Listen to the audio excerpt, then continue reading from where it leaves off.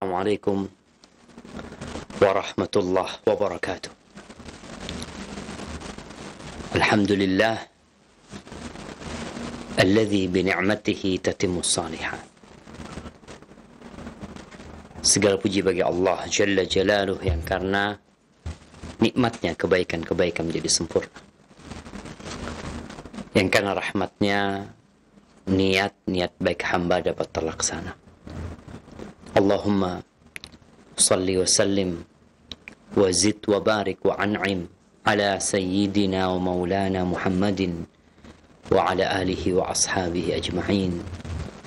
Ya Allah, semoga salawat, semoga salam, berkah dan nikmat senantiasa Engkau curahkan untuk hamba kekasih-Mu, untuk baginda Nabi kita Muhammad alaihi salatu wassalam, untuk keluarga beliau, untuk istri-istri beliau, untuk putra-putri beliau, dan untuk seluruh sahabat Nabi. Semoga Allah meridai kita bersama mereka. Amma ba'd, ahibati fillah. Hari ini kita melanjutkan kajian kita tentang bagaimana Rasulullah SAW mengajarkan adab kepada umat. Kita yang mengaku sebagai pengikut Nabi alaihi salatu wassalam, maka hendaklah membuktikan kecintaan dia dengan amal perbuatan. Bukan hanya dengan ucapan di lisan, ungkapan di tulisan, tapi ternyata tidak terbukti dengan raga dan perbuatan. Kita masuk ke bab nomor 334. Babun al-bina. Bab tentang bangunan. Subhanallah, ternyata membangun rumah ada etikanya. Semua orang ingin punya rumah. Bahkan itu menjadi salah satu kebutuhan pokok.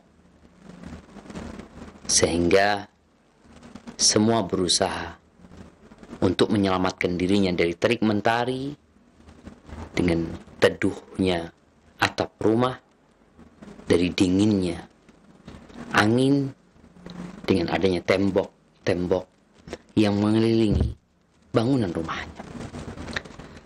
Di sini Al-Imam Bukhari menyebutkan dua hadis. Yang pertama, beliau mengatakan haddatsana Ibrahim ibn Munzir qala haddatsana Muhammad ibn Abi Fudayk an Muhammad ibn Hilal annahu ra'a hujara azwajin Nabi sallallahu alaihi wasallam. Ini ceritanya Muhammad ibn Hilal, bahwa dia melihat kamar-kamar istri-istri Nabi alaihi salatu wassalam. Kita tahu dalam Al-Quran Al-Karim ada surat namanya surat Al-Hujurat, yang maknanya kamar-kamar. Karena memang rumah istri-istri Nabi itu lebih dekat dengan bentuk kos-kosan yang ada sekarang. Satu ruangan, di situ mungkin ada dapur, kemudian ada toilet, bas, atau mungkin ada sedikit teras di depan rumah Nabi alaihi salatu wassalam. Bukan rumah yang memiliki banyak kamar, tidak. Maka disebut kamar. Akhirnya rumah itu lebih dekat dengan kamar sebenarnya dia. Ini Muhammad bin Hilal, dia melihat kamar-kamar istri Nabi sallallahu alaihi wasallam terbuat dari apa? Min jarid, terbuat dari pelepah kurma. Masturah bimusuhi syar. Yang pelepah kurma itu, jadi model rumah Nabi SAW itu, bagian bawahnya dari pondasi, kemudian ada batu bata. Setelah batu bata itu, ada yang namanya pelepah kurma yang disusun. Kalau mungkin di tempat kita, itu ada yang namanya, apa ya? Bahasa Jawanya itu gedek. Mudah-mudahan antum tahu gedek. Yang terbuat dari bambu ya, yang dianyam bambu tersebut. Rumah orang dulu itu kalau nggak dari bawah ke atas dari bambu, atau setengahnya dari tembok, atasnya dari bambu. Nah, rumah istri si Nabi itu modelnya seperti itu. Dari pelepah kurma yang disusun, lalu ditutup pakai semacam kain yang terbuat dari wool atau dari bulunya domba, kulitnya kambing. Jadi ditutup seperti itu, supaya tidak ada celah, karena pelepah kurma itu ya nggak akan rapet ya. Seperti itu kamar-kamar Nabi SAW. Sehingga kalau kita lihat, bikin rumah di masa itu dengan bikin rumah di masa sekarang, Masya Allah. Di masa dulu sepekan jadi tuh rumah. Udah jadi, udah bisa ditinggalin. Sekarang orang 6 bulan, setahun, 2 tahun, 3 tahun, subhanallah, menghabiskan banyak uang untuk membuat bangunan yang terkadang tidak terlalu bermanfaat buat dia sebenarnya. Kadang-kala ada orang yang rumahnya besar, anaknya cuma 1. Buat apa gitu? Sedangkan untuk menyumbang membangun rumah Allah, bangunan yang dimanfaatkan oleh umat manusia, yang dia dengan membangun rumah Allah akan Allah gantikan dengan istana di surga, itu dia hanya sedikit yang dia donasikan untuk hal itu. Rasulullah sallallahu alaihi wasallam mengatakan, man bana lillahi masjidan banallahu lahu baitan fil jannah. Barang siapa yang membangunkan untuk Allah masjid di muka bumi ini lillahi ta'ala, bukan karena riya, bukan karena ingin sanjungan, maka Allah akan bangunkan buat dia rumah di surga. Kita lihat Rasulullah sallallahu alaihi wasallam ketika beliau hijrah sampai ke kota Madinah, beliau tidak langsung masuk ke jantung kota Madinah, tapi beliau singgah di Quba, di pinggiran kota Madinah. Sallallahu alaihi wasallam. Apa yang beliau lakukan? Yang pertama beliau lakukan adalah membangun masjid. Yang kita kenal sekarang masjidnya dengan Masjid Quba. Yang Allah mengatakan, la masjidun ussisa 'ala taqwa min awwal yaumin. Subhanallah, masjid yang dibangun di atas ketakwaan. Itu Masjid Quba. Setelah itu, beliau melanjutkan perjalanan ke dalam kota Madinah. Beliau nggak punya rumah. Beliau meninggalkan rumahnya di kota Mekah. Sampai kota Madinah, beliau numpang di rumahnya Abu Ayyub Al-Ansari.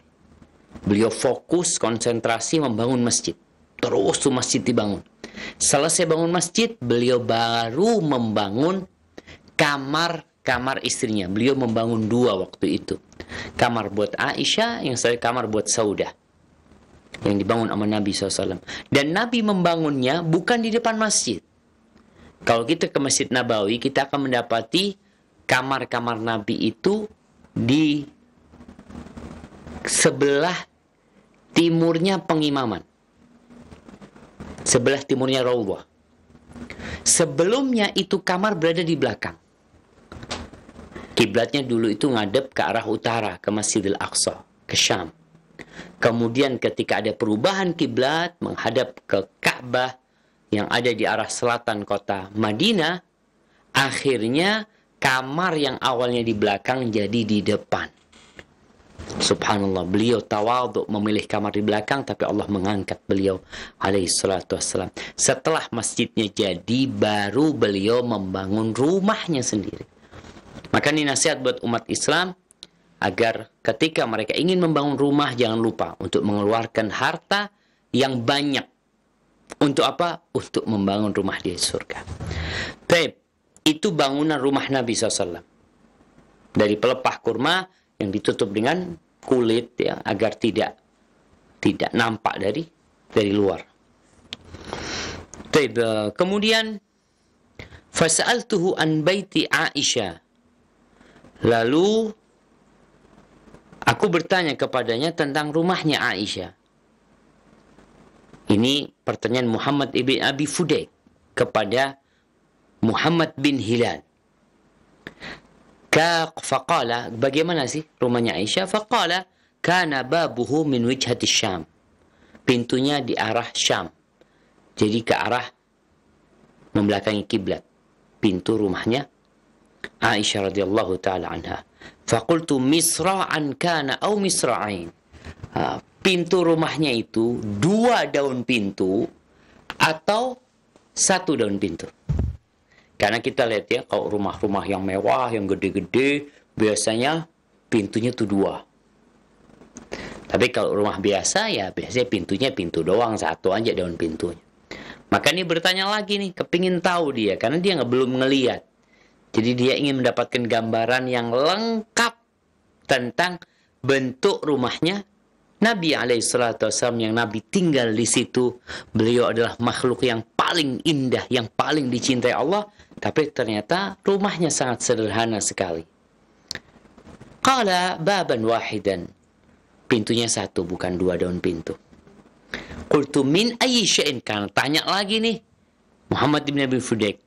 Pintunya terbuat dari apa? Kalau tadi rumahnya udah disebutkan bagaimana model tembok, ternyata temboknya campuran dengan pelepah kurma yang ditutupin dengan kulit tadi, dengan bulu. Tanya lagi, pintunya itu terbuat dari kayu apa? Qala ar'ar min ar'ar au saj. Dari pohon ar'ar, dari kayu ar'ar. Ana tadi ngelihat ya, kayu ar'ar itu semacam kayu pinus ya, atau kayu cemara, semacam itu. Ausaj, adapun kayu saj ini, subhanallah, saj ini kalau ana lihat terjemahannya disebutkan semacam kayu jati. Disebutkan pohon yang besar, pohon saj itu. Makanya kalau kita lihat, kalau membuka pembangunan Masjid Nabawi, pintu Masjid Nabawi itu kayunya sama, kayu saja. Terjemahannya banyak diterjemahkan kayu jati. Wallahu a'lam. Apakah memang seperti itu yang dimaksud adalah kayu jati seperti yang ada di Indonesia, atau sejenis kayu yang kokoh, yang pohonnya besar sekali disebutkan berkaitan dengan kayu saj ini. Seperti itu bangunan rumah Nabi alaihi salatu wassalam. Sehingga teman-teman yang mungkin rumahnya ya RSSS ya, rumah sangat sempit sekali, hendaklah bersyukur kepada Allah Azza wa Jal. Coba lihat bagaimana rumah Nabi alaihi salatu wassalam. Kemudian di hadis yang selanjutnya, Imam Bukhari mengatakan haddatsana Ibrahim ibn al-Mundhir qala haddatsana Ibnu Abi Fudaik an Abdullah ibn Abi Yahya an Sa'id ibn Abi Hind an Abi Hurairah qala qala Rasulullah sallallahu alaihi wasallam la taqumu as-sa'atu hatta yabniya an-nas buyutan yushunaha wasyal marahil. Qala Ibrahim yakni al-thiyab al-mukhattatah. Imam Bukhari mengatakan telah mengajarkan kepada kami Ibrahim ibn Mundhir. Dia berkata telah mengajarkan kepada kami Ibn Abi Fudaik, yakni Muhammad ibn Abi Fudaik. Dia meriwayatkan dari Abdullah ibn Yahya, dari Sa'id ibn Abi Hind, meriwayatkan dari Abu Hurairah radhiyallahu taala anhu bahwa Rasulullah SAW bersabda, tidak akan terjadi kiamat. La taqumu sa'ah. Sampai, ini berarti tanda-tanda kiamat. Tanda-tanda kiamat itu ada tanda-tanda besar, ada tanda-tanda kecil. Tanda-tanda kecil itu udah banyak yang muncul. Di antara yang disebutkan Nabi SAW. Tidak akan terjadi kiamat hatta yabniyan nas buyutan. Sampai orang-orang membangun rumah, kemudian rumahnya itu dihiasi seperti dihiasinya pakaian. Pakaian itu kan ya kayak anak pakai baju nih. Di model ada warna ini, warna itu. Dulu mungkin dengan bordir. Dulu mungkin ya dengan tenunan yang memang dimodifikasi warnanya jadi beragam. Mungkin seperti kita lihat yang di belakang studio ini studio baru nih yang ada di STDI ya. Kita lihat belakangnya dihiasin dengan yang garis-garis, yang sebelah sininya yang kotak-kotak ya. Ini mungkin studi, tapi ada rumah orang tuh sudah pakai wallpaper, kalau nggak dicat yang dengan cat berbagai macam, subhanallah. Nggak akan terjadi kiamat sampai orang-orang itu peduli banget dengan bangunan. Padahal tujuan orang punya rumah itu yang penting kan nggak kehujanan, nggak dingin, nggak kepanasan. Tapi nggak, mereka sudah mulai menghiasi dinding rumahnya seperti pakaian. Ya, seperti pakaian. Kalau pakaian kan memang mungkin dicelup dia. Ini temboknya dihiasin sama mereka. Dan An rasa masa itu telah tiba. Kita dapat melihat rumah dengan warna-warni.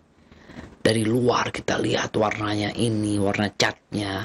Kemudian nanti di sebelah warnanya berbeda. Kalau masuk ke dalamnya juga lain lagi.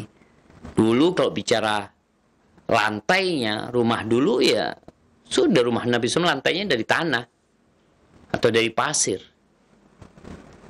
Sedangkan orang sekarang Masya Allah lantainya dari marmor, dari batu onik, dari macam-macam. Subhanallah jemaah.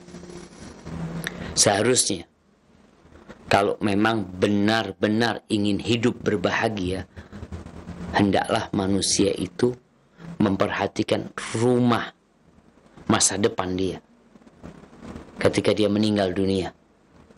Yang kata Rasul sallallahu alaihi wasallam, yatba'ul mayyit thalath.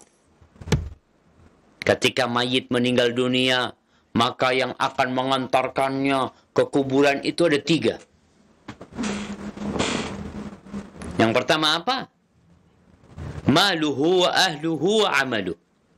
Hartanya ikut. Kalau dia orang kaya, dia punya anak buah yang banyak, mungkin dia punya budak-budak yang banyak, mereka ikut mengantarkan ke kuburan. Mungkin dia seorang yang populer sehingga orang-orang banyak yang mengantarkan dia ke kuburan. Kemudian yang kedua adalah keluarganya. Keluarganya berbondong-bondong mengantarkan orang tuanya dengan tetesan air mata. Yang ketiga adalah amalnya. Tapi ternyata tuh rombongan yang banyak jumlahnya, itu nggak ada yang mau tinggal di kuburan. Anak-anaknya, keluarganya, bapaknya, kakaknya, kakeknya, nggak ada yang mau tinggal di kuburan. Semuanya pulang. Engkau dikeluarkan sama keluargamu dari rumah yang kau bangun.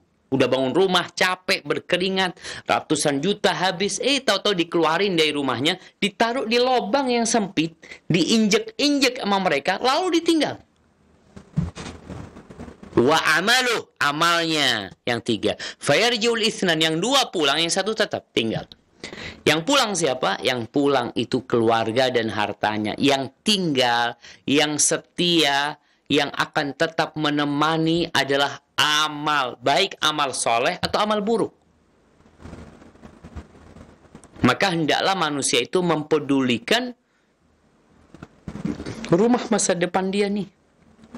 Bukan atasnya. Sebagian orang membangun di atasnya, dikasih marmer atau dikasih atap, ya Allah. Dia nggak ada manfaat dengan atap tersebut. Walau dengan marmer yang ada di atasnya. Dia bermanfaat dengan amal yang telah dia lakukan. Maka menjadi pelajaran buat kita semua yang bangun rumah, tolong bangun rumahmu yang engkau akan tinggal di sana selama-lamanya.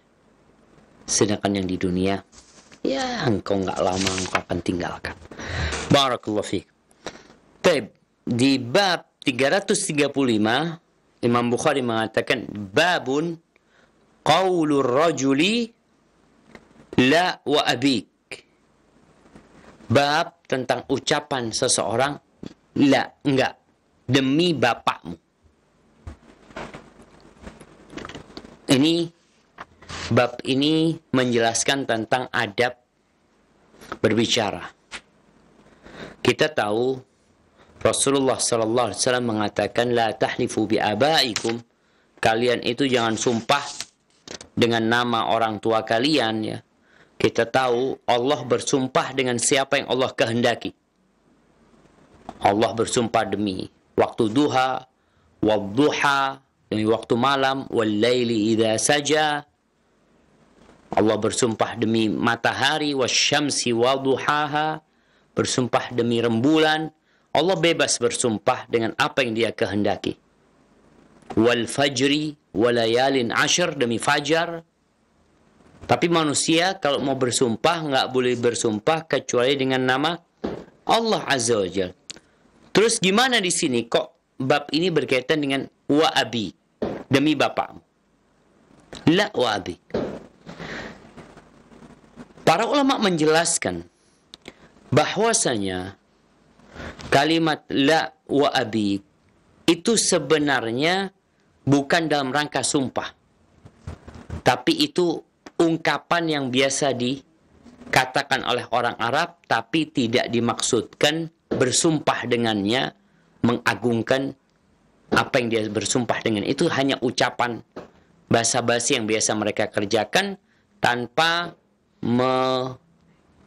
memaksudkan makna sumpah tadi. Enggak. Jadi sebenarnya bukan sumpah. Sebagian mengatakan enggak, ini sumpah, tapi sebelum dilarang. Jadi orang-orang Arab jahiliyah biasa sumpah demi bapaknya, tapi kemudian ketika dilarang sama Nabi SAW, maka nggak boleh lagi. Tapi pendapat kedua ini membutuhkan bukti, dalil bahwasanya hadis ini dia datang setelah atau sebelum larangan tadi. Taib, ahibati fillah, namun ternyata hadis ini sahih tanpa ucapan wa abi, demi bapak. Apa kata Imam Bukhari? Hadatsana Muhammad bin Salam qala akhbarana Muhammad bin Fudail ibn Ghazwan an Ammarah an Abi Zur'ah an Abi Hurairah radhiyallahu ta'ala anhu ja'a rajulun ila Rasulillah SAW. Datang seseorang menjumpai Nabi alaihi salatu wassalam. Faqala, kita lihat nih bagaimana semangatnya para sahabat untuk belajar kepada Nabi alaihi salatu wassalam. Ini orang datang mengatakan, ya Rasulullah, ayyu sadaqati afdalu ajran.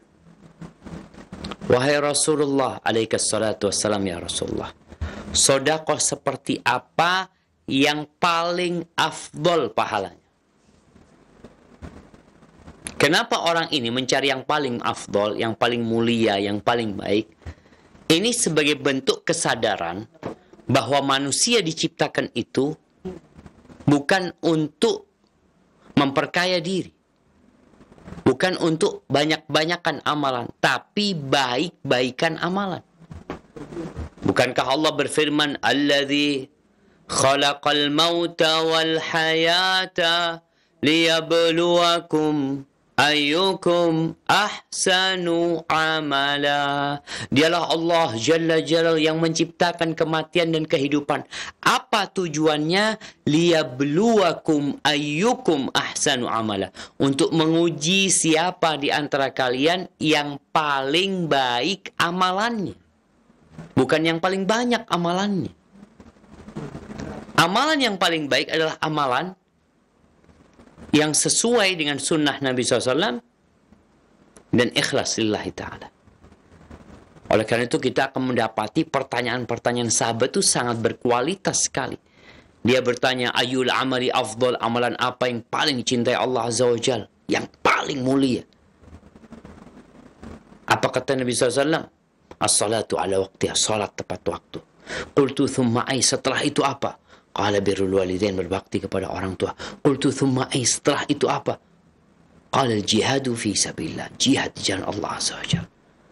Ada lagi yang bertanya kepada Nabi SAW, ya Rasulullah, man khairun nas?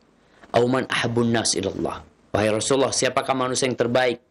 Siapakah manusia yang paling dicintai Allah? Apa kata Nabi SAW? Ahabun nas ilallah au khairun nas anfa'ahum linnas. Orang yang paling dicintai Allah adalah orang yang paling bermanfaat buat orang lain. Seperti ini sahabat tanya kepada Nabi SAW tentang sodakoh yang paling afdal. Ya, kalau kita melihat manusia itu ada yang rajin sodakoh, ada yang sodakohnya dalam waktu-waktu tertentu. Ketika orang ini bertanya, ayu sadaqati afdal ajran, qala ama wa abik latunabba'anna. Adapun demi bapakmu, engkau akan dikasih tahu. Ini kalimat wa abik yang didhaifkan oleh Syekh Albani dan para ulama tentang wa abik ini. Sisanya sahih. Anta saddaq. Nih kalau tanya sedekah yang paling afdal ya, maka beliau menjelaskan alaihi salatu wassalam, anta saddaq. Engkau bersedekah dalam kondisi sahih, engkau sehat, bukan sakit. Ada orang yang ketika sakit-sakitan ya, divonis sama dokter dengan penyakit yang akut, dengan penyakit yang sulit untuk disembuhkan, mulai dia bersedekah. Boleh sedekah ketika sakit. Tapi kalau bicara sedekah yang paling afdal, maka kata Nabi SAW adalah engkau bersedekah dalam kondisi engkau sehat. Orang sehat ini dia suka atau dia bisa jalan-jalan, dia bisa menikmati hartanya untuk membeli sesuatu yang dia sukai, kemudian dia dapat makan yang enak-enak karena dia sehat. Syahih dalam kondisi engkau masih berambisi, engkau pelit, engkau punya rencana, punya cita-cita dengan hartamu, kepingin punya ini, kepingin beli ini. Ketika itu takhsyal faqr, engkau takut dengan kefakiran. Karena orang berpikir ya gimana ya kalau bicara takut dengan kefakiran? Syaitan itu asyaitanu ya'idukumul faqr. Kata Allah Azza wa Jalla, syaitan itu senantiasa menakut-nakutin kalian dengan kefakiran. Kau sedekah, nanti habis gimana? Nanti kalau kau punya keperluan gimana? Nanti kalau anakmu sakit gimana?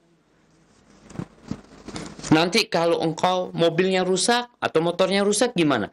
Jadi selalu dibisik-bisikin dengan ketakutan, dengan kefakiran. Itu setan lakukan itu. Ketika engkau mampu melawan bisikan tersebut, engkau dalam kondisi sehat, engkau punya ambisi, punya cita-cita, takhsyal faqr, engkau takut dengan kefakiran, takut fakir, takut habis hartanya. Wa ta'malul ghina, dan kondisi engkau ya berharap bertambah duitnya, bertambah kaya. Itu sedekah yang paling mulia. Jadi sedekah, ya kalau orang sakit sedekah bagus, nggak apa-apa. Orang mau mati sedekah wasiat nggak apa-apa. Tapi kalau bicara fadilah, maka fadilahnya di bawah ketika dia sedang dalam kondisi sehat. Fisik segar bukar, dia punya cita-cita, dia punya angan-angan. Ini beda sama orang yang kata Nabi SAW, wala tumhil, engkau jangan menunda-nunda. Subhanallah, hibati fillah. Jangan menunda-nunda. Jangan mengatakan, oh nanti insya Allah aku akan sedekah, nanti akan sedekah. Engkau belum tentu sampai ke nanti. Oleh karena itu, Abdullah bin Umar bin Khattab radhiyallahu anhu memberikan wasiat, "Idza asbahta fala tantadhiril masa. Wa idza amsayta fala tantadhiril sabah." Kalau engkau sedang di pagi hari, jangan nunggu sore beramal. Oh nanti aku akan beramal, nanti aku akan sedekah. Engkau belum tentu sampai nanti. Engkau belum tentu. Maka jangan menunda-nunda sedekah. Ketika sore hari, udah amalkan yang bisa kau lakukan sore hari itu. Jangan nunggu pagi. Wa khud min sihatika lisaqamir. Ambillah dari masa sehatmu, persiapan kau nanti kalau sakit. Kenapa? Orang ini kalau sehat, dia sholat di masjid, dia puasa Senin Kemis, kemudian dia jatuh sakit, pahalanya tetap nggak berkurang. Masya Allah, ini sebuah karunia yang besar yang Allah berikan. Ketika dikasih pahala tetap dalam kondisi dia nggak beramal. Orang sakit, anak nggak bisa ke masjid, Ustaz. Anak mau puasa, kata dokter nggak boleh puasa. Orang ini biasa sholat malam berdiri, nggak bisa, Ustaz. Kondisinya sakit, di atas ranjang. Maka dia tetap akan mendapatkan pahala seperti dia sehat. Maka ini nasihat Abdullah bin Umar, khud min sihatika limaradik, wa min hayatika limautik. Dan ambil dari masa hidupmu ini persiapan untuk kematianmu. Maka Nabi SAW mengatakan, wala tumhil, jangan ditunda-tunda. Ya, kalau ditunda tadi, gara-gara ditunda akhirnya punya keperluan. Maunya sodako Ustaz, tapi ternyata anak sakit, nggak jadi sodako. Subhanallah, padahal dengan sodako itu bisa jadi anakmu jadi nggak sakit. Anak sebenarnya mau sodako Ustaz, tapi ternyata anak di PHK Ustaz. Akhirnya nggak jadi sodako. Jadi niatnya nggak jadi karena ada banyak urusan dalam kehidupan ini jamaah. Datang keperluan anak, keperluan orang tua. Maka jangan menunda-nunda. Kemudian Nabi SAW mengatakan, hatta idza balagatil hulqum. Jangan nunggu nyawa itu sampai ke kerongkongan.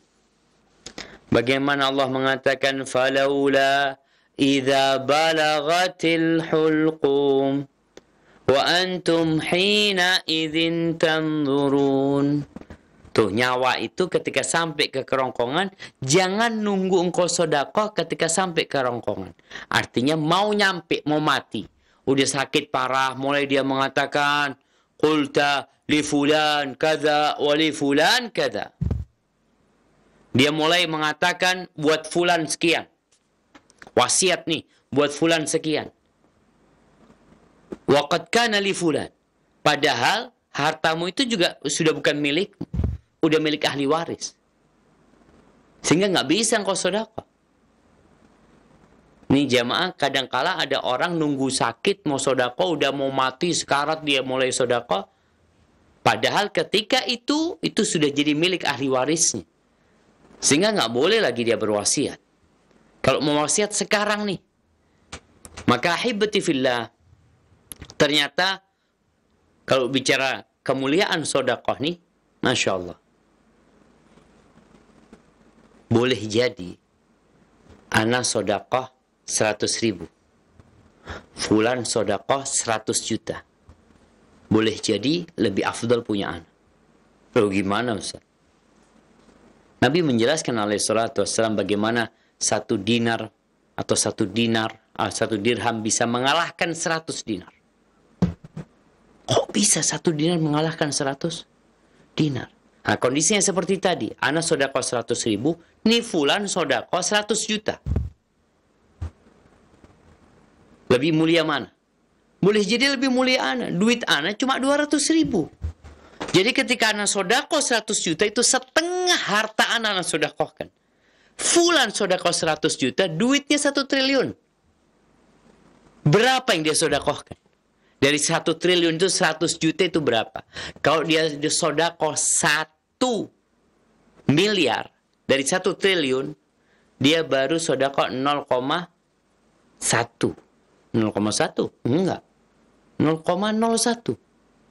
Sedikit sekali. Maka bicara sedekah yang paling mulia tadi, ketika engkau sedekah banyak dari hartamu. Kemudian dalam kondisi engkau sedang sehat. Punya ambisi, punya cita-cita. Wahibati fillah. Subhanallah ya, di antara sifat orang-orang beriman, itu mereka bersedekah. Bahkan Nabi SAW mengatakan, was-sadaqatu burhan. Sedekah itu bukti. Bukti keimanan. Allah ketika mensifatin orang-orang beriman, alladzina idza dzukirallah wajilat qulubuhum wa idza tuliyat alaihim ayatuhu zadatuhum imana wa ala rabbihim yatawakkalun alladzina yuqimuna shalah wa yu'tuna zakah wa mimma razaqnahum yunfiqun. Tuh. Ini orang senantiasa bersedekah. Orang mukmin yang sebenarnya dia senantiasa bersedekah. Dia yakin Allah akan kasih ganti. Bukankah Allah yang mengatakan, "In tuqridullaha qardan hasanan yudha'ifhu lakum." Kalau kalian mengutangi Allah dengan cara yang baik, Allah akan lipat gandakan buat kalian. Artinya uang yang disedekahkan itu dianggap utang sama Allah. Allah yang utang sama kalian. Dan Allah akan kasih ganti yang lebih baik, yang lebih banyak. Bagaimana Rasul Shallallahu Alaihi Wasallam mengatakan, beliau bersumpah, mana qasat sadaqatun min mal. Sedekah itu tidak mengurangi harta, nggak mengurangi harta. Mungkin secara jumlah nominalnya berkurang, tapi hartanya nggak berkurang. Oh, kok bisa Ustaz nominalnya berkurang, hartanya nggak berkurang? Disinilah jamaah. 100 juta itu boleh jadi nilainya cuma 10 juta. Gimana? 100 juta, orang punya duit 100 juta. Tahu-tahu kecelakaan, mobilnya rusak, habis tinggal 10 juta. Dan boleh jadi nih orang punya 50 juta, Masya Allah. Allah jagain tuh duit dia. Nggak berkurang duit dia. Berkah jadinya. Namun sekali lagi bagi orang yang suka bersedekah, jangan sampai dia mengungkit-ungkit kebaikannya, menyakitin orang lain yang dia bantu. Karena sedekah ini perlu keikhlasan. Sedekah terang-terangan boleh. Sekarang ini banyak orang sedekah terang-terangan. Kadang-kala memang sedekahnya untuk bikin konten ya. Banyak orang ya dia ingin dapat subscriber tambahan, dia ingin tetap eksis di media sosial, sehingga dia ketika sedekah, dia membantu orang lain, ada kamera yang senantiasa mengikuti, kemudian ada pemberitaan di berita-berita, subhanallah. Boleh enggak? Sedekah terang-terangan boleh, kata Nabi, kata Allah Azza wa Jalla. In tubdus sadaqat fa ni'immahi. Kalau kalian sedekah terang-terangan itu baik. Wa in tukhfuha. Nih dengerin. Wa in tukhfuha, sedekah terang-terangan baik asalkan ikhlas. Tidak ada niat teriak, tidak ada berharap pujian, tidak ada berharap sanjungan, tidak untuk memuaskan syahwatnya karena dia sudah sedekah, sudah dilihat oleh orang. Enggak. Wa in tukhfuha wa tu'tuha al-fuqara, kalau kalian menyembunyikannya, menyembunyikan sedekahnya dan diberikan kepada orang-orang yang fakir, orang-orang yang membutuhkan, fahuwa khairul lakum, itu lebih baik buat kalian. Lebih baik buat kalian. Subhanallah jemaah. Orang kalau udah sakit, ya dia mulai tergerak hatinya. Aku capek-capek ngumpulin harta buat apa ya? Ini dan itu. Dia berpikir mau sedekah, berbagi sama orang. Hati-hati. Kalau udah sampai ke tenggorokan, engkau udah nggak bisa lagi berwasiat. Tapi kalau masih sakit, masih sadar, masih belum mati, kemudian dia tulis wasiat, ya ada hak milikmu. Engkau boleh berwasiat, tapi wasiat itu tidak boleh lebih dari 1/3 dari hartamu. Kalau engkau sehat, engkau boleh sedekah separuh hartamu. Kalau engkau sedang sehat, engkau boleh sedekah semua hartamu. Ini tergantung keimanan jemaah. Bagaimana Abu Bakar Siddiq radhiyallahu ta'ala anhu, beliau membawa semua hartanya, tapi Umar nggak mampu. Dia hanya mampu membawa setengah hartanya sebagai sedekah dia. Jadi orang yang sedekah umpamanya ketika sakit-sakitan dengan yang sedekah ketika sehat, beda pahalanya. Beda pahalanya. Apalagi dia udah mati. Udah mati, keluarganya sedekah. Boleh nggak keluarganya sedekah buat yang mati? Boleh-boleh aja. Sebagaimana hadis Sa'ad ibn Ubadah ketika dia berkata kepada Nabi SAW bahwasanya ibunya meninggal dunia dalam kondisi dia absen. Dia sedang tidak berada di kota Madinah. Lalu dia mengatakan, afayan fa'uha idza tasaddaqtu anha. Afayan fa'uha, apakah bermanfaat buat orang tuanya kalau aku sedekah sesuatu untuk dia? Qala na'am, kata Nabi SAW. Iya, kata dia. Tapi orangnya udah mati nih. Yang beramal yang hidup. Yang mati dikirimin pahala sedekah tadi itu.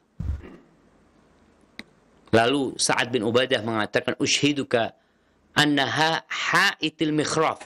Ya Rasulullah, aku mempersaksikanmu bahwa kebunku yang namanya mikhraf, yang banyak buahnya, itu sedekah buat ibuku. Aku berharap pahala dari sana. Buat ibunya. Tapi tentunya nilainya beda ketika ibunya yang sedekah sendiri dengan ibunya yang sedekah ketika dia sedang sehat.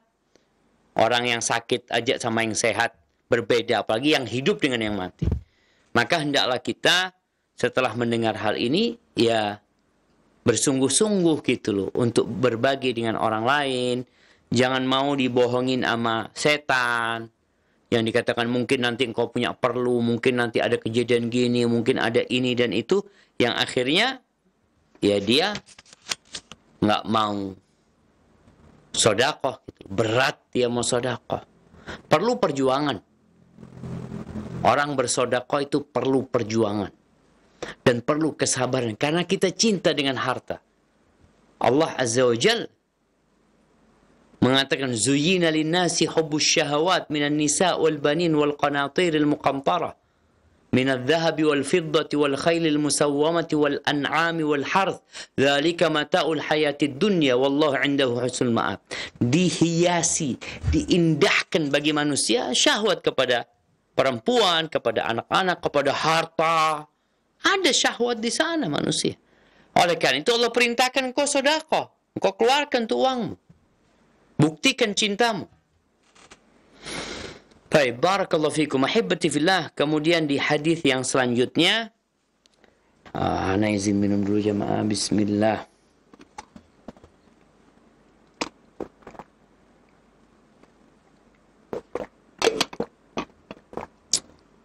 Alhamdulillah. Bab 336.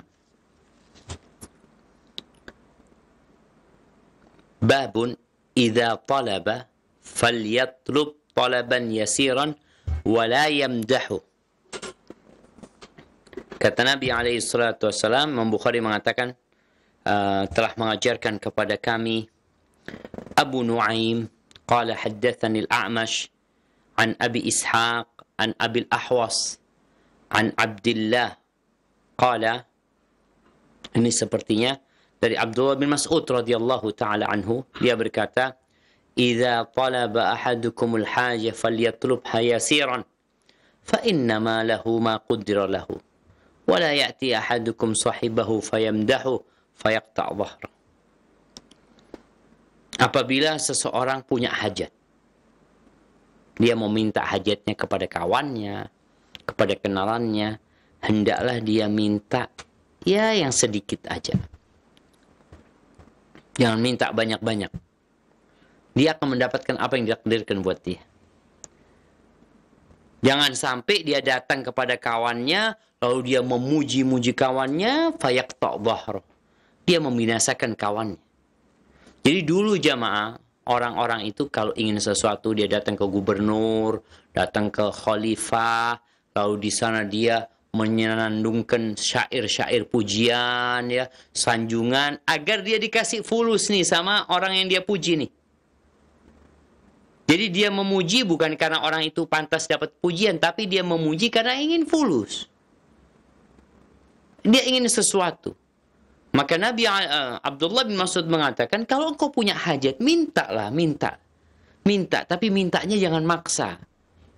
Sampaikan hajatmu, dikasih, ambil, tapi jangan memaksa. Dan jangan pula memuji. Memuji yang tadi pujiannya itu, orang itu kalau dipuji jemaah, yang awalnya dia ikhlas, bisa jadi lama-kelamaan dia jadi merasa besar, ya. Sampai ada istilah itu, popinya nggak cukup karena dipuji dia. Dia merasa besar. Sehingga orang yang awalnya ikhlas jadi nggak ikhlas kadang-kala gara-gara pujian kita. Maka di sini diarahkan jangan sampai memujinya sehingga engkau membinasakannya. Udahlah, minta. Sampaikan hajatmu sehingga engkau menyelamatkan kawanmu yang udah ngasih duit sama engkau, dia selamat dari kebinasaan karena engkau tidak memujinya. Dan engkau juga mendapatkan hajatmu yang sudah ditakdirkan akan datang kepadamu. Wallahi jamaah, kalau bicara rizki, ada orang yang sudah berusaha, udah kerja keras, nggak dapat apa-apa. Ada cerita kawan, Masya Allah ya. Dia menulis biografi seseorang yang membutuhkan, orang ini orang terkenal di Indonesia. Dia tulis biografinya, kemudian selesai. Dari awal kata dia, ana berpikir Ustaz, ana akan dapat fulus banyak Ustaz, karena ini orang besar. Ternyata setelah ana buka, ana lihat amplopnya itu kok tipis dikasih dia. Tipis banget. Ana pikir cek. Ternyata isinya cuma 600.000. Berbulan-bulan ana nulis. Tapi itulah manusia itu, jangan berharap kepada manusia. Yang ada sakit hati kalau kita berharap dari manusia. Ya udahlah, innallaha huwar razzaq dzul quwwatil matin. Allah lah yang maha memberikan rezeki. Jangan sampai kita bergantung kepada manusia. Maka di sini ketika kau meminta sesuatu kepada temanmu, nggak usah pakai muji-muji, oh, engkau orang yang baik, engkau orang yang dermawan, engkau orang yang paling baik di tempat ini, nggak ada yang lebih baik dari engkau ini, itu macam-macam. Ini berbahaya sekali. Dan media tuh kan kadang-kala ada ya yang berbagi sesuatu ya. Ada selegram atau di mana YouTuber atau apa yang dia mau ngasih sesuatu sehingga orang-orang kadang-kala memuji dia, menyanjung dia ini dan itu, nggak, jangan. Kasihan nih orang. Kalau orang itu gila pujian lalu dipuji, dia hancur nanti. Kalau orang itu nggak gila pujian, engkau puji, takutnya dia nanti merasa nyaman dengan pujian tersebut. Dia udah biasa-biasa aja. Kemudian hadis yang selanjutnya, Imam Bukhari mengatakan haddatsana Musaddad qala haddatsana Ismail dari Ayyub dari Abi Mulaih ibn Usama Amir ibn Usama dari Abi Azzah Yasar bin Abdullah al-Hudhali. Dia meriwayatkan dari Nabi alaihi salatu wassalam, "Inna Allah idza arada qabda 'abdin bi ardin ja'ala lahu biha aw fiha hajah." Subhanallah jemaah. Ini bicara takdir Allah lagi. Sesuai dengan hadis yang sebelumnya, udah engkau kalau minta-minta yang biasa-biasa aja, yang sudah ditakdirkan kau akan mendapatkannya. Di hadis yang selanjutnya, Nabi SAW mengatakan, kalau Allah hendak mencabut nyawa hamba di satu bumi, di satu tempat, maka Allah akan menjadikan orang ini punya hajat ke negeri tersebut. Allah kalau menyebut, nih ada orang Indonesia, Allah menyebut nyawanya di Malaysia. Dia padahal ngomong sama keluarganya, nanti Abah usahakan ya Abah dikuburkan di sini, Abah kepingin meninggal di sini. Tahu-tahu dia sakit, harus dibawa ke Malaysia, di sana mati. Ajalnya di sana. Makanya ada orang yang ajalnya di Dubai. Dia tinggal di Indonesia, di Jakarta. Tapi karena ajalnya di Dubai, ditunggu tuh sama malaikat pencabut nyawa di Dubai. Tahu-tahu dia punya hajat, yang transit kayak, yang punya urusan bisnis ini dan itu, sampai ke Dubai, malaikat sudah nungguin di sana. Cabut nyawanya dia. Jadi kalau Allah sudah menetapkan, mentakdirkan seseorang mati di satu tempat, maka Allah akan jadikan dia punya hajat di tempat itu. Masya Allah, dulu ada yang bercerita, di Mekah itu ada orang Pakistan kalau nggak salah. Ada salah satu orang Pakistan yang udah lama tinggal di Mekah. Dia ingin meninggal di Mekah. Bertahun-tahun dia di Mekah. Subhanallah jemaah. Ternyata meninggalnya di Pakistan. Ketika dia berobat, dia ngomong, aku nggak mau berobat kecuali di Mekah. Tapi kondisinya parah, akhirnya dia dibawa ke Pakistan. Dia obatin di Pakistan. Inna lillahi wa inna ilaihi raji'un. Dia meninggal dunia di sana. Jadi kita nggak tahu jemaah. Ada orang-orang yang ajalnya di Australia. Dia berangkat ke Australia, kerja di Australia, mati di sana. Ada yang malah orang Australia ajalnya di Bali. Dia berangkat ke Bali, mati di Bali. Ini menunjukkan bahwasanya semuanya telah ditakdirkan oleh Allah Azza wa Jalla, dan seorang hamba hendaklah berusaha untuk mencari bagaimana matinya husnul khatimah. Di mana dia mati terserah, yang penting husnul khatimah.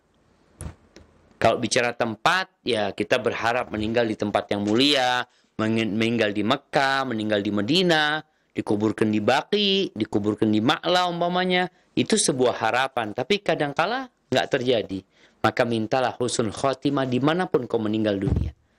Bacalah doa yang dibaca oleh Nabi Yusuf alaihissalam, tawaffani musliman wa alhiqni bis salihin. Matikan aku dalam kondisi Islam dan gabungkan aku dengan orang-orang yang soleh.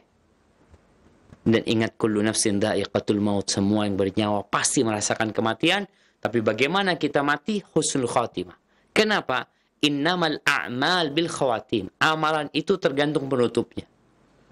Jadi ada orang-orang yang soleh, yang suka berbagi, yang suka ibadah, tapi subhanallah, tahu-tahu di akhir hayatnya, dia berubah, dia terpengaruh dengan kawan-kawannya, akhirnya dia mati dalam kondisi meninggalkan sholat. Na'udzubillah min dzalik. Ingat, wala tamutunna illa wa antum muslimun, jangan kalian mati kecuali dalam kondisi Islam. Barakallahu fiik. Sebenarnya kita akan masuk ke hadis 781. Bab 337, insyaallah ini cukup panjang, mungkin kita akan lanjutkan pada perjumpaan yang akan datang. Anda kembalikan ke studio Raja yang di pusat. Nah, silahkan. Barakallahu fikum. Jazakallahu khairan Ustaz atas nasihatnya, dan para pemirsa dan pendengar Roja dimanapun Anda berada, kami undang Anda untuk memasuki sesi tanya jawab. Anda dapat berpartisipasi dengan mengirimkan pertanyaan Anda. Baiklah Ustaz, mungkin kita akan angkat pertanyaan pertama melalui pesan singkat. Pertanyaan dari Zainab di Sulawesi Ustaz. Pertanyaan Ustaz, apakah termasuk hal yang berlebihan ketika seorang murid menyiapkan sendal atau sepatu gurunya? Mohon penjelasannya Ustaz. Masya Allah. Barakallahu fiik. Ya, hibati fillah, ini pertanyaan yang menarik ya, tentang adab dan etika kepada guru. Bagaimana sih seharusnya kita memuliakan guru kita? Rasulullah sallallahu alaihi wasallam, beliau pernah bersabda mengatakan, laisa minna, bukan termasuk dari golongan kami. Siapa yang tidak termasuk dari golongan kami? Man lam yarham saghirana, orang yang tidak mengasihi yang kecil, walam yuwaqqir kabirana, dia tidak memuliakan yang besar, walam ya'lam li'alimina haqqahu, walam ya'rif li'alimina haqqahu, dan dia tidak tahu dengan hak orang yang alim di antara kita. Apakah termasuk berlebihan kita menyiapkan sandalnya? Enggak. Enggak berlebihan menyiapkan sandalnya, menyiapkan air wudunya.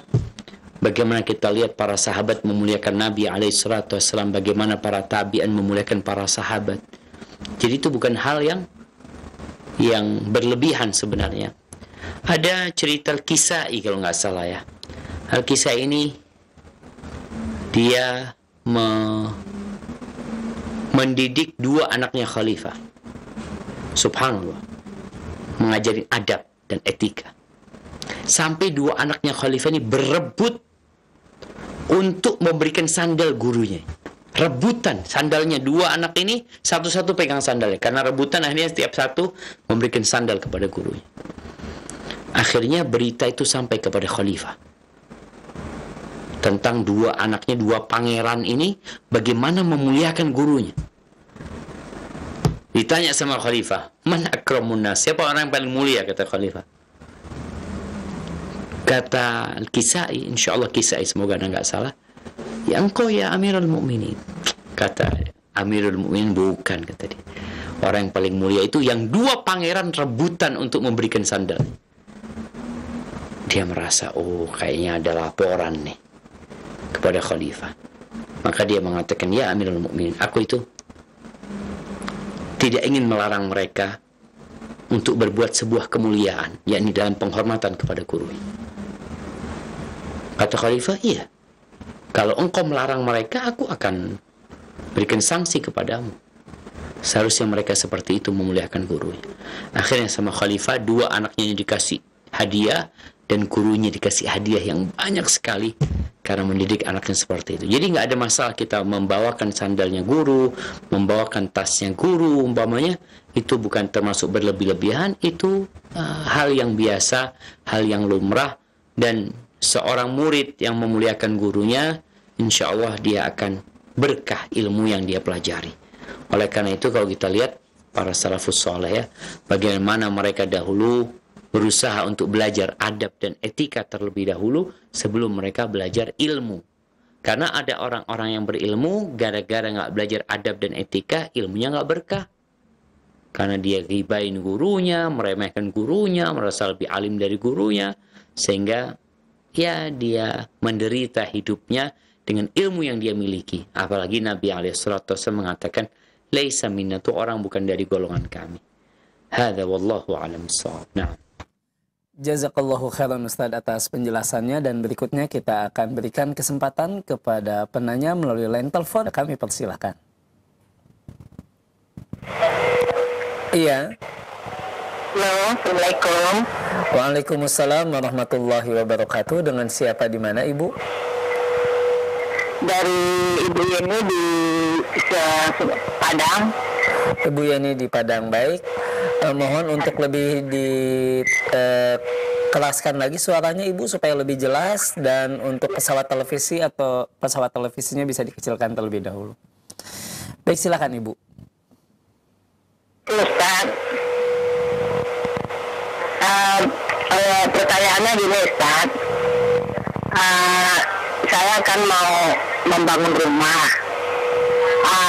terus bahannya itu saya tabung dulu di tempat orang jual bangunan Ustaz. Apa itu boleh? Baik. Yang kedua Ustaz, saya akan membantu menyalurkan infak seseorang gitu. Apakah saya juga mendapatkan pahala gitu? Terima kasih Ustaz. Assalamualaikum warahmatullahi wabarakatuh. Waalaikumsalam warahmatullahi wabarakatuh. Tafadhol Ustaz. Siap. Masya Allah. Ya, hibati fillah, ada dua pertanyaan yang berkaitan dengan bagaimana dengan sistem kita membangun rumah tapi ngambil bahan di toko bangunan dengan sistem ngutang. Nggak ada masalah sebenarnya. Yang penting akadnya jelas, dia umpamanya utang semen sebanyak 100 sak dengan harga yang sudah ditetapkan, umpamanya satu saknya anggap 50.000, jadi dia 5 juta punya utang. Jangan nanti karena terlambat bayarnya, tahu-tahu yang 5 juta jadi 6 juta umpamanya. Itu yang tidak diperbolehkan karena ada unsur riba. Jadi tatkala kita meminjam bahan, ngutang bahan dengan ketetapan yang sudah ditetapkan di awal, 100 sak sekian, kemudian pasir berapa sekian, ketika pembayarannya nggak terlambat atau terlambat bayarnya tetap, maka nggak ada masalah. Semoga Allah memudahkan urusan ibu. Adapun pertanyaan kedua, tatkala kita membantu menyalurkan sodakohnya orang, zakatnya orang, apakah kita akan mendapatkan bagian pahala? Nah, subhanallah. Ad-dalu 'alal khairi kafa'ili. Orang yang menunjukkan orang lain kepada kebaikan, dia itu dapat pahala seperti orang yang melakukannya. Pernah di masa Nabi SAW ada seorang sahabat yang mau ikut perang. Tapi sama Nabi ditolak karena Nabi mengatakan, aku nggak punya kendaraan untuk membawamu. Artinya habis kendaraan yang ada, sudah dipakai semuanya. Akhirnya orang ini bersedih. Di situ ada sahabat mengatakan, ya Rasulullah, boleh aku kasih tahu dia kepada orang yang bisa ngasih kendaraan sama dia. Kata Nabi SAW, ad-dalu 'alal khair kafa'ili. Orang yang menunjukkan kepada kebaikan seperti yang melakukannya gitu. Walaupun tadi ibu bukan termasuk yang punya harta, tapi ibu hanya menyalurkan harta milik orang lain.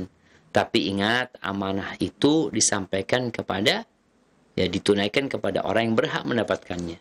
Mungkin seperti itu. InsyaAllah nggak ada masalah. Semoga juga dapat pahala. Barakallahu fiik. Nah. Jazakallahu khairan Ustaz atas penjelasannya. Dan kembali pertanyaan melalui pesan singkat Ustaz. Pertanyaan dari Abu Nafisah di Tangerang Selatan. Ingin bertanya Ustaz, mohon penjelasannya mengenai hadis riwayat Imam Ahmad dan Abu Dawud dan yang lainnya, bahwa kiamat tidak akan terjadi hingga orang-orang bermegah-megahan dalam membangun masjid-masjid. Pertanyaannya Ustaz, apakah batasan tidak bermegah-megahan dalam membangun masjid tersebut? Dan apa hubungannya dengan fenomena renovasi masjid yang sedang marak ditemui sekarang ini? Mohon penjelasannya Ustaz. Masya Allah. Ya hibati fillah. Kita melihat ya, banyak masjid dibangun. Yang kadangkala ada hal yang cukup memprihatinkan tatkala mereka membangun masjid. Mereka harus mencari dana di pinggir jalan, bahasanya apa ya, membuat para pengendara itu nggak nyaman juga ya dengan keberadaan mereka, yang mungkin mereka seharusnya bisa lebih cepat. Dengan keberadaan orang-orang di pinggir jalan ini, akhirnya mereka macet, telat. Sebenarnya kalau bicara masjid, yang diperlukan masjid itu adalah nyaman. Masjid itu kokoh, enak dibuat sholat dan ibadah. Itu tujuannya. Tapi memang Nabi SAW mengatakan sebagaimana tadi disebutkan hadisnya, la taqumus sa'a hatta yatabahan nas fil masajid. Tidak akan terjadi kiamat sampai orang-orang itu berbangga-banggaan dalam membangun masjid gitu. Bicara berbangga-banggaan ini gimana sih gitu loh. Mereka tidak lagi ikhlas lillahi ta'ala. Yang ada bicara bangunan, bicara model, bicara kubah, bicara menara masjid. Itu yang dia banggakan. Padahal seharusnya orang itu bagaimana memakmurkan masjid dengan beribadah, kegiatan-kegiatan yang berada di dalam masjid, ibadah yang ada di dalamnya, bukan sekedar membangun masjidnya gitu. Dalam beberapa athar sahabat mengatakan, kalian benar-benar akan menghiasi masjid itu, thumma la ta'murunaha illa qalila. Kemudian kalian tidak memakmurkannya kecuali sedikit. Jadi bicara menghiasi masjid, terjadi khilaf di antara para ulama. Sebagian mengatakan makruh sebenarnya. Apalagi kalau bisa membuat orang yang sholat itu lalai dengan hiasan yang ada di masjid. Seharusnya masjid tadi fokus untuk ibadah. Dan yang mengherankan jamaah, kadangkala yang membangun masjid, yang mengumpulkan dana untuk membangun masjid yang megah, yang besar, itu nggak sholat di masjid. Dia hanya mengumpulkan dana. Sampai ada isu bahwasanya mereka yang ngumpulin dana tuh dapat berapa persen. Beberapa waktu yang lalu, anak ke Surabaya, anak melewatin beberapa tempat itu, yang ditulis dengan tulisan besar, kami tidak dapat honor, kami tidak ini. Artinya dia mengatakan, kami ikhlas lillahi ta'ala melakukan hal itu. Tapi intinya, kalau bicara masjid itu dibangun, adalah untuk ibadah. Bukan untuk berbangga-banggaan. Oh, di sana masjidnya bagus, menaranya bagus, anak bangun lagi yang lebih besar, yang bagus juga menaranya. Man bana lillahi masjid. Barang siapa yang membangun untuk Allah masjid. Lillah. Bukan berharap pujian sama orang. Bukan tujuannya berbangga-banggaan. Bukan tujuannya bermegah-megahan. Tapi benar-benar lillah dia membangun masjid.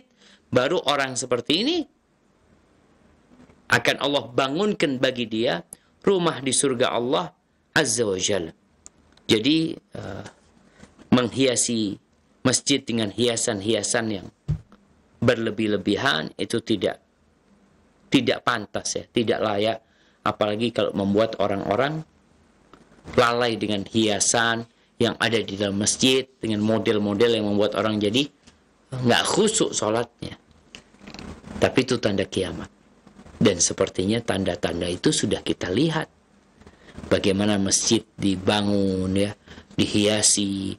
Bagaimana Quran juga, dalam riwayat Ibnu Abbas SAW, Quran nanti akan dihiasi dengan percetak warna merah, warna kuning, macam-macam, bagus banget, bungkusnya bagus, tapi nggak dibaca. Sedangkan orang dulu Qurannya udah nggak terlalu bagus, ya, tapi dibaca, difahami. Begitu itulah masjid tadi. Masjidnya Nabi SAW terbuat dari apa? Ya dari tanah, lihat. Tiangnya dari pohon kurma, dari pokok kurma. Nggak pakai karpet, pakai pasir. Tapi itu adalah masjid yang paling dicintai Allah, jemaah. Jadi bermewah-mewahan dengan masjid ini termasuk yang tercela sebenarnya, karena kita diperintahkan untuk memakmurkan masjid dari sisi isinya, bukan dari sisi menghiasi bangunannya. Barakallahu fikum. Nah, Jazakallahu khairan Ustadz atas penjelasannya. Dan untuk berikutnya kembali pertanyaan melalui pesan WhatsApp Ustadz dari Bapak Firman di Klaten. Barakallah ya Ustadz, izin bertanya bagaimana kalau mendidik anak untuk selalu bertujuan akhirat Ustadz, padahal kuliahnya bukan di bidang agama. Masihkah saya ditanya di akhirat? Mohon penjelasannya Ustadz. Masya Allah. Naam ahibati fillah, sebagai orang tua ingat dengan pesan Allah Azza wa Jal, ya ayyuhalladzina amanu qu anfusakum wa ahlikum nar waquduha an-nas wal hijarah 'alaiha malaikatun ghiladun shidad la ya'suna Allah ma amarahum wa yaf'aluna ma yu'marun. Wahai orang-orang yang beriman, jagalah diri kalian dan keluarga kalian dari api neraka yang bahan bakarnya adalah manusia dan batu bara. Penjaga-penjaganya adalah malaikat-malaikat yang kasar, yang mereka selalu taat dengan perintah Allah dan tidak pernah berbuat maksiat. Tapi apakah tadi yang dikatakan ketika orang tua menyekolahkan anaknya sekolah umum? Nggak ada masalah anaknya sekolah umum, tapi orang tua telah memberikan pendidikan yang benar kepada anak tentang Allah Azza wa Jalla. Dia telah menanamkan kepada anaknya 3 landasan utama tentang man rabbuk, 3 pertanyaan yang akan ditanyakan di kuburan. Orang tuanya harus mengajarkan hal itu, karena belajar ilmu itu kewajiban buat setiap muslim. Tapi ilmu apa yang wajib itu? Ada ilmu yang dia butuhkan kelak di dunia dan kelak ketika dia meninggal dunia. Man rabbuk, siapa Rabbmu, madinuk, apa agamamu, dan siapa nabimu. Jadi orang tua perlu mengajarkan itu kepada anaknya. Mau dia sekolah umum, dia mau jadi dokter, mau jadi teknis, atau terserah. Tapi ilmu tentang ini harus dia dapatkan. Kalau bicara ambisi akhirat, bagaimana menanamkan kepada anak agar berambisi akhirat? Ya dengan mengenalkan kepada dia hakikat kehidupan dunia. Ajak anaknya ziarah kubur ya. Sehingga dia lihat tuh nih orang-orang semua pada mati. Nih umpamanya profesor fulan, doktor fulan, nih konglomerat fulan, habis semuanya mati. Sehingga sang anak ketika bekerja nantinya kuliah umum mencari duit, ambisinya sudah akhirat. Bagaimana dengan duit itu dia bisa masuk surga? Bagaimana dengan fulus yang dia dapatkan, dengan pekerjaan yang dia dapatkan, dia dapat meraih keridhaan Allah Jalla Jalaluh. Sehingga dia jadi berambisi mencari akhirat. Karena Nabi SAW berpesan, kun fid dunya ka'annaka gharibun aw abiru sabil. Hiduplah di dunia engkau seperti orang asing. Orang asing itu nggak mau tinggal, dia cuma sebentar di tempat itu, dia cuma merantau. Bentar lagi aku pulang kampung gitu loh. Sehingga orang ini selalu mempersiapkan diri untuk pulang kampung. Dia punya rezeki, punya apa, dia kirim ke kampung dia. Dan kampung kita adalah akhirat. Karena sejatinya ayahanda kita ketika diciptakan tidak langsung ditaruh di muka bumi, tapi Allah taruh di surganya. Itu yang perlu ditanamkan. Au abiru sabil, atau hiduplah di dunia seperti orang yang transit. Apalagi orang transit nih, ya dia nggak akan berpikir yang neko-neko, yang macam-macam. Kenapa? Bentar lagi pesawat terbang, udah aku akan pergi. Jadi kalau orang tua akan ditanya, tetap orang tua akan ditanya. Apakah dia telah melaksanakan tugasnya, mengenalkan anaknya kepada Allah Azza wa Jal, mengenalkan anaknya kepada kewajiban-kewajibannya. Kalau sudah selesai, insya Allah dia akan dapat menjawab pertanyaan tadi. Dan ketika anak sudah besar, sudah kuliah, bukan berarti tanggung jawab orang tua habis. Tetap kita itu perlu saling mengingatkan dan saling mendoakan agar Allah menjaga anak-anak kita dan agar anak-anak kita juga mendoakan orang tuanya. Hada wallahu a'lam. Itu yang dapat Anda sampaikan, kurang lebihnya mohon maaf. Semoga Allah Jalla Jalaluh membimbing kita untuk senantiasa menjalankan perintahnya, menjauhi larangannya, dan mati husnul khatimah. Barakallahu fiik. Anda kembalikan ke studio Raja Pusat. Jazakumullahu khairan.